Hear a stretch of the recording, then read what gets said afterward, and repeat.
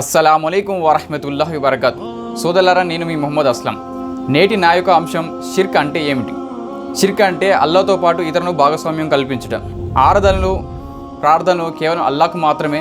ఇందులో ఎలాంటి భాగస్వామ్యం లేదు. కేవలం అల్లాహ్ను మాత్రమే ఆరాధించని ఖురాన్ చాలా స్పష్టంగా బోధిస్తుంది.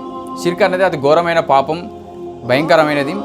షిర్క్ గురించి మనం ఖురాన్లో కొన్ని ఆయతులు కనుక మనం పరిశీలించినట్లయితే, దివ్య ఖురాన్లో అల్లా ఇలా ఈ విధంగా సెలవిస్తున్నాడు. సూర నిసా 4వ అధ్యాయం 48వ వాక్యం కనుక మనం పరిశీలించినట్లయితే, తనకు భాగస్వామ్యం మరొకరిని కల్పించడం వల్ల ఎంత మాత్రము క్షమించాడు.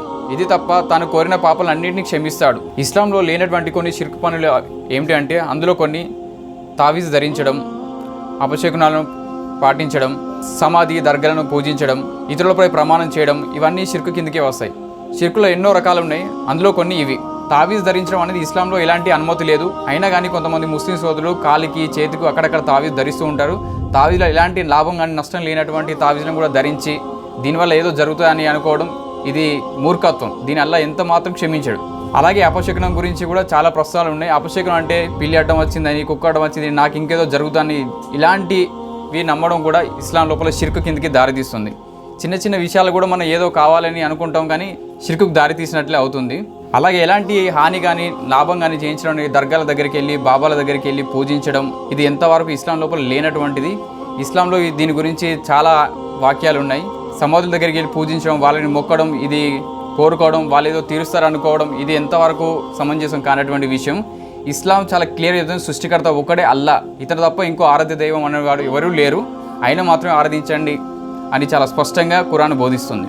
సమాధి గురించి ఆరాధించే వారి గురించి నేను ఒక ఉదాహరణ చెప్పదలుచుకున్నాం. ఒక ఇద్దరు మిత్రులు కలిసి రేపు ఉదయం మనం ఒక ప్రదేశానికి లేదా ఒక ప్రాంతానికి వెళ్ళి ఎంజాయ్ చేద్దామని ఇద్దరు అనుకుంటారు.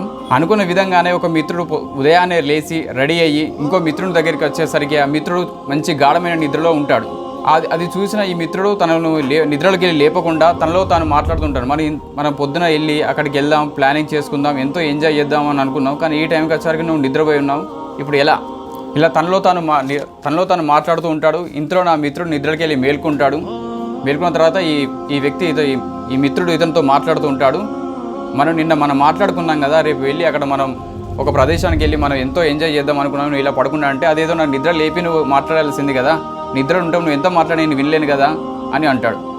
బ్రతికున్నవాడు గుండె కొట్టుకుంటుంది, ప్రాణం ఉన్నవాడే మన మాట వినలేకపోయాడు. చచ్చి కొన్ని సంవత్సరాలు అయిన తర్వాత వాడు మన మాట ఎలా వింటాడు? సోదరులారా, బ్రతికున్నవాడే మన మాట వినలేడు, కేవలం నిద్రించిపోయాడు. కొంచెం గాఢమైన నిద్ర ఉన్నవాడే మన మాట వినలేడు. చచ్చి కొన్ని వందల సంవత్సరాల సమాధిలో ఉన్నవాడు మన మాటను ఎలా వింటాడు? దీన్ని చూసైనా మనం కొంచెం అర్థం చేసుకోవాల్సిన విషయం ఇది. ఇక నుంచి వెళ్ళి తావీజులు ధరించడం, సమాధుల మీద ఆధారపడడం, దర్గాల మీద ఆధారపడడం ఇలాంటి మానేసి సృష్టికర్తని అల్లాహ్ను మాత్రమే ఆరాధించి నిజదైవాన్ని గుర్తించి ముక్తిని పొందండి. ఇకనైనా తావీజులు ధరించడం, సమాధుల దగ్గరికి వెళ్ళడం, బాబాలను నమ్మడం ఇలాంటి చేయకుండా సృష్టికర్తన అల్లాహ్ను మాత్రమే ఆరాధించి నిజదైవాన్ని గుర్తించి సాఫల్యం పొందండి. షిర్కు మహాభయంకరమైన పాపం. షిర్కుకు దూరంగా ఉండండి. ఏదో చిన్న తప్పులు జరుగుతూ ఉంటే దాన్ని అల్లాహ్ క్షమిస్తాడు. అల్లాహ్ గొప్పవాడు. అల్లాహ్ షిర్కును మాత్రం అస్సలు క్షమించాడు. చివరికి నేను అల్లాహ్తో దువా చేస్తున్నా, నన్ను మరి మిమ్మల్ని అందరినీ షిర్కు నుంచి దూరం ఉండే అదృష్ట భాగ్యాన్ని అల్లాహ్ మనకు ప్రసాదించాలని నేను అల్లాహ్తో దువా చేస్తున్నా. వాఖిరు దావానా అల్హమ్దులిల్లాహి రబ్బిల్ ఆలమీన్. అస్సలాము అలైకుం వరహ్మతుల్లాహి వబరకాతుహు.